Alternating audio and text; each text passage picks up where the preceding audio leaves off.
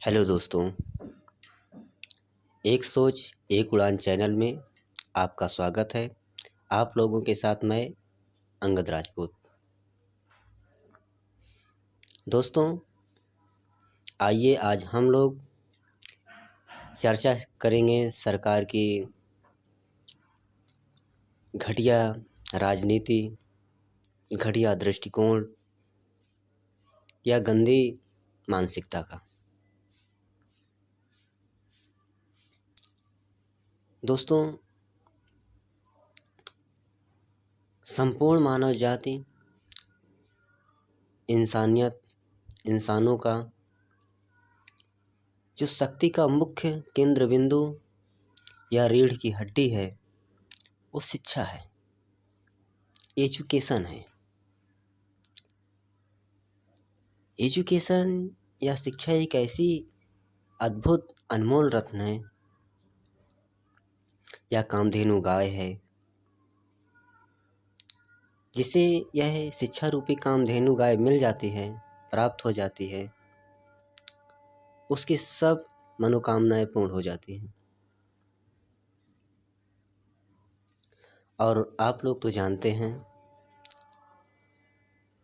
कि सरकार का जो नज़रिया है, दृष्टिकोण है, मानसिकता है, सोच है, वो शिक्षा के प्रति कैसी है, कितनी है।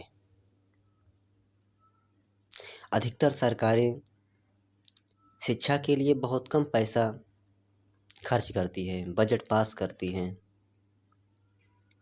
चाहे वे सरकारी स्तर के स्कूल कॉलेज निर्माण से संबंधित हो, उनमें शिक्षा से संबंधित जो सुविधाएं हैं उनसे संबंधित हो, या नई शिक्षा नीति या कई प्रकार की जो शिक्षा नीतियां हैं उनमें योग्य शिक्षकों की नियुक्ति से संबंधित है, या शिक्षा का जो पाठ्यक्रम है, उन सभी चीज़ों का आप देख लीजिए। व्यक्ति किताब पढ़कर स्वरोजगार नहीं हो सकता, उसे सरकार पर डिपेंड होना पड़ेगा, निर्भर होना पड़ेगा। आज अधिकतर बच्चे अच्छी लंबी चौड़ी डिग्रियां प्राप्त किए हुए हैं, फिर भी टहल रहे हैं, सरकार पर डिपेंड है। सरकार नौकरी दे, भर्ती निकाले, नहीं तो चाहे जितना पढ़े लिखे रहें सब टहल रहे हैं। सरकार अपनी शिक्षा नीति पर, शिक्षा व्यवस्था पर कोई सुधार नहीं कर रही है, न सुधार करना चाहती है, और ना ही जो व्यवस्थाएं हैं उनमें सुधार कर रही है, और ना सुधार करना चाहती है, ना अच्छा सही से पैसा खर्च कर रही है।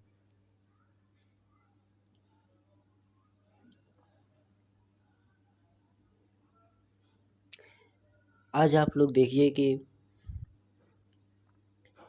हमारे देश के जितने भी अधिकतर सरकारी स्तर के जो स्कूल कॉलेज हैं, चाहे वे छोटे प्राथमिक विद्यालय से लेकर विश्वविद्यालय या महाविद्यालय हों, उनमें शिक्षा का स्तर कैसा है, शिक्षक कैसे हैं, इन सभी के कंडीशन या दशा को देखकर अधिकतर जो लोग हैं वो स्वयं खुद या अपने बच्चों को ना ही पढ़ना चाहते हैं उन कॉलेजों में, न पढ़ाना चाहते हैं। सब लोग निजी स्कूल या प्राइवेट स्कूल कॉलेज की तरफ भाग रहे हैं, उनमें पढ़ना चाहते हैं, पढ़ाना चाहते हैं। क्यों? क्योंकि सरकारी स्कूल कॉलेज की जो सभी प्रकार की शिक्षा से संबंधित व्यवस्थाएं हैं वो ठीक नहीं हैं। उनसे बेहतर सभी प्रकार की जो शिक्षाएं हैं वो प्राइवेट स्कूल कॉलेजों में मिल रही है, और सरकार अपनी जो शिक्षा व्यवस्था है सरकारी स्तर पर, उस पर एकदम निष्क्रिय है, कोई सकारात्मक कार्य नहीं कर रही है। न सही से अच्छा बजट पास करती है, न अच्छा पैसा खर्चा करती है, न सही से सभी प्रकार की सुख सुविधाएं उपलब्ध करवाती है, और ना ही अपनी शिक्षा की नीति को उद्यमिता युक्त बना रही है। यहीं पर दोस्तों, सरकार की जो शिक्षा के प्रति मानसिकता है, जो सोच है, वो समझने की ज़रूरत है। सरकार सरकारी स्तर पर जो स्कूल कॉलेज हैं, उनमें जो शिक्षा से संबंधित सभी प्रकार की सुख सुविधाएं हैं, उन पर सही से पैसा क्यों नहीं खर्च कर रही हैं, जबकि वो जानती हैं कि शिक्षा ही वह मेन पावर है, पूरे मानव समाज की रीढ़ है, जिसे प्राप्त करने के बाद व्यक्ति सहित पूरे देश का, समाज का अच्छा विकास होगा। लेकिन फिर भी उस शिक्षा पर सही से काम नहीं कर रही हैं, सही से पैसा खर्च नहीं कर रही हैं। जानते हैं क्यों? क्योंकि वो शिक्षा से अपना नाता ख़त्म करना चाहती है।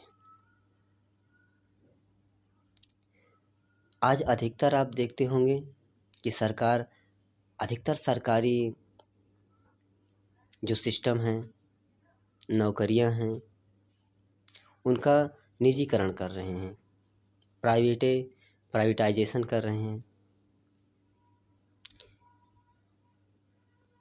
उन चीज़ों को किसी उद्योगपति के हाथों में बेच दे रहे हैं और उनसे अपनी दूरियां बनाए ले रहे हैं। सरकार शिक्षा व्यवस्था पर भी यही करना चाहती है। इसीलिए सरकार शिक्षा पर बहुत कम ही खर्चा करती है, बहुत कम सभी प्रकार की सुख सुविधाओं को दे रही है, एकदम निष्क्रिय है, ताकि जो लोग हैं उनकी जो मानसिकता है वो सब सरकारी स्कूल कॉलेजों से के प्रति हट जाए, या जो लोग हैं वो सरकारी स्कूल कॉलेजों में पढ़ना और पढ़ाना छोड़ दें। स्कूल कॉलेजों में जब जो सरकारी स्तर के जो स्कूल कॉलेज हैं, उनमें जब बच्चों की संख्या बहुत कम रह जाएगी, तब सरकार को एक बहाना मिल जाएगा कि जो देश की जनता है उन्हें सरकारी स्कूल कॉलेजों की कोई ज़रूरत नहीं है, या शिक्षा के प्रति सरकार की कोई आवश्यकता नहीं है। इसीलिए इस सरकारी स्कूल कॉलेजों में अपने बच्चों को नहीं पढ़ा रहे हैं।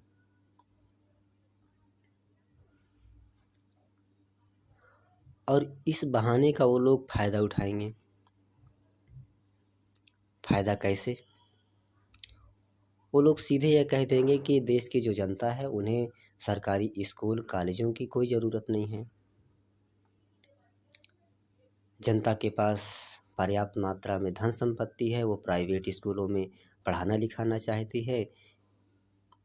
जब देश की जनता ही सरकारी स्कूल कॉलेज में पढ़ना या पढ़ाना नहीं चाहते, तो फिर हम क्यों बेकार में सरकारी स्कूल कॉलेज में अपना पैसा बर्बाद करें?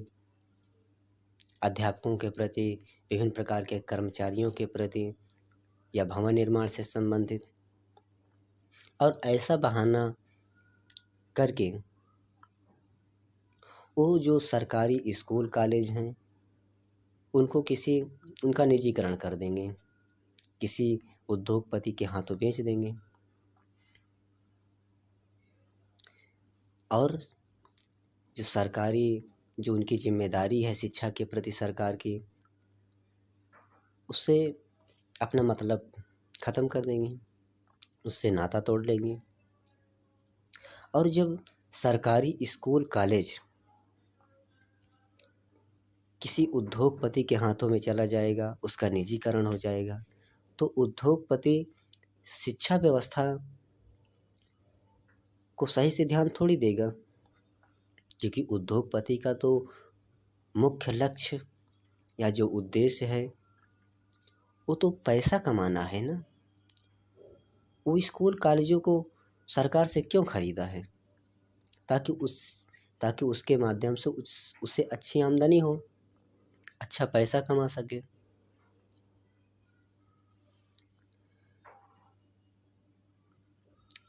तो यहीं पर से एक नई नीति की शुरुआत होगी, क्योंकि सरकार स्कूल कॉलेज से अपना मतलब ख़त्म कर लेगी और स्कूल कॉलेजों का निजीकरण होने से उद्योगपति का मुख्य उद्देश्य पैसा कमाना होगा। तो जो उद्योगपति होंगे वो अपने स्कूल कॉलेजों में कि अच्छी अच्छी सुविधाएं देंगे, पर उसके लिए वो मनमाना फीस वसूलेंगी, पैसा वसूलेंगी, जो हर व्यक्ति के लिए संभव नहीं होगा। जिन व्यक्तियों के पास खूब पैसा होगा, अमीर होंगे, वो लोग उन निजी स्कूलों में पढ़ पाएंगे, और जिनके पास वो पैसा नहीं होगा, गरीब होंगे, मध्यम या निम्न वर्ग के लोग होंगे, वो लोग उस शिक्षा से वंचित रह जाएंगे। और इस प्रकार एक ऐसा समय आएगा कि अमीर के बच्चे पढ़ लिख कर अच्छे अच्छे मुकाम को प्राप्त करेंगे, काबिल बनेंगे, और गरीब और मध्यम वर्ग के बच्चे अशिक्षित, बेरोजगार टहलेंगे।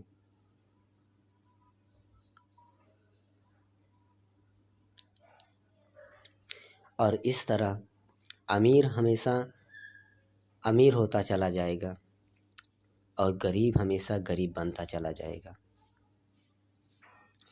इस तरह उद्योगपति सभी मध्यम और निम्न वर्गों का शोषण करेंगे।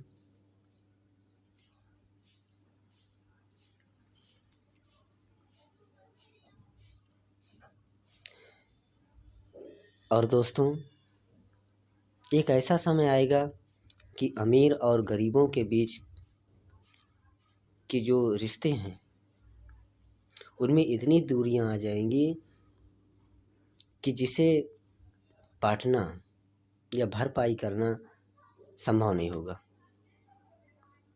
और इतिहास गवाह है कि जब जब अमीरों और गरीबों के बीच खाइयाँ बढ़ी हैं, दूरियां बढ़ी हैं, तब अच्छी अच्छी महान और विशाल सभ्यताएं चकनाचूर हुई हैं, नष्ट हुई हैं। तो दोस्तों, आप सभी लोगों से निवेदन है कि आप सरकारी स्कूल कॉलेजों में पढ़िए, अपने बच्चों को पढ़ाइए। यदि उन स्कूल कॉलेजों में समस्याएं हैं तो उन समस्याओं को दूर करिए, दूर करने के लिए आवाज़ उठाइए, ना कि उससे एकदम रिश्ता ख़त्म कीजिए, उसे नेग्लेक्ट कीजिए।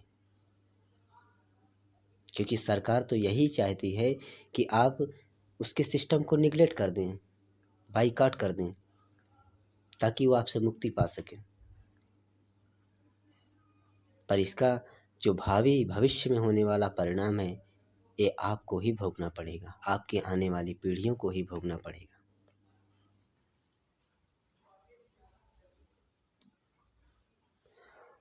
और हमारे देश के जितने भी सर्विसमैन हैं, सरकारी कर्मचारी हैं, शिक्षा से संबंधित हैं, टीचर हैं, उन सब से हाथ जोड़कर विनम्र निवेदन है कि आप भी इस देश के नागरिक हैं। संभवतः आपके पास पर्याप्त रुपया पैसा है, पर ये ज़रूरी नहीं कि वो रुपया पैसा हमेशा के लिए आपके पास रहे। आपकी आने वाली पीढ़ियाँ भी उस गरीबी और पैसों की हीनता को झेल सकती हैं। इसीलिए आप लोग अपने कर्तव्यों का पूरी निष्ठापूर्वक पालन कीजिए।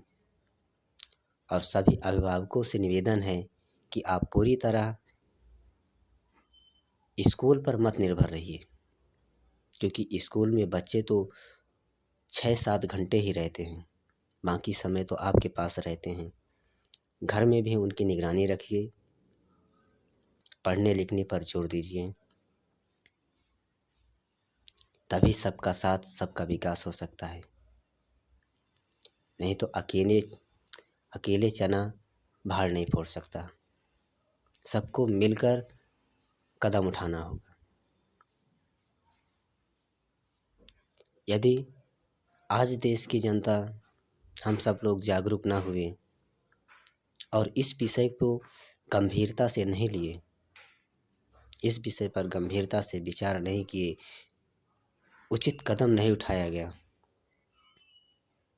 तो याद रखिए जिस दिन हमारे देश की शिक्षा व्यवस्था का निजीकरण हो जाएगा, हमारी शिक्षा व्यवस्था किसी उद्योगपति के हाथों में चली जाएगी, सरकार का नाता खत्म हो जाएगा, उस दिन मध्यम और गरीब वर्ग, अशिक्षित, कुपोषित, बेरोजगार के अलावा कुछ नहीं रहेगा। और अमीर हमेशा अमीर होता चला जाएगा, गरीब गरीब होता चला जाएगा। और याद रखिए दोस्तों, शिक्षा वो कामधेनु गाय है, जिसके पास यह शिक्षा रूपी कामधेनु गाय है, उसकी सब मनोकामनाएं पूरी हो जाती हैं। और जिसके पास यह शिक्षा रूपी कामधेनु गाय नहीं है, उसका जीवन एक लकवे मारे हुए व्यक्ति, अपंग व्यक्ति के से भी बेकार है, बेकार हो जाता है। अगर इसका प्रत्यक्ष दर्शन करना हो तो आज़ादी के पहले भारत का इतिहास देखिए। भारत में कुछ वर्गों को छोड़कर भारत की अधिकतर जनता, मध्यम और निम्न वर्ग की जनता, जिनसे शिक्षा का अधिकार छीन लिया गया था, भारत की संपूर्ण नारियां, औरतें, जिन्हें शिक्षा से वंचित रखा गया, उनका दिशा दशा कैसा था, उनका जीवन कैसा रहा। आज़ादी के बाद जब उन्हें शिक्षा मिली, शिक्षा का अधिकार मिला, तो आज उनकी दशा और दिशा कैसी है। फिर कुछ बताने की ज़रूरत नहीं होगी। इससे संबंधित बहुत से फिल्म भी बने हैं, मूवियाँ भी बनी हैं, जैसे द शूद्रा, और बहुत सारे ऐसी मूवियाँ हैं जिनके माध्यम से मध्यम निम्न वर्ग और औरतों पर हो रहे शोषण को दिखाया गया है। और इन शोषणकारियों ने शोषण इसलिए किया क्योंकि वो लोग अशिक्षित थे, और अशिक्षा ने उन्हें एक बेहतर जीवन से उठाकर एक नरक वाले जीवन में डाल दिया। तो दोस्तों, सावधान हो जाइए, अब भी समय है। सरकार की घटिया नीति, राजनीति और सरकार की जो घटिया मानसिकता है, इसका डटकर सामना कीजिए, ना कि बाइकआउट कीजिए। क्योंकि जितना भी निजीकरण होगा सरकारी चीज़ों का, सरकारी सुविधाओं का, उन सब का जो प्रभाव है वो आम जनता पर ही पड़ेगा। गरीब मध्यम वर्ग पर ही पड़ेगा। और भोगेगा कौन? आप, आपकी आने वाली पीढ़ियाँ, जिन्हें उबरना संभव नहीं होगा।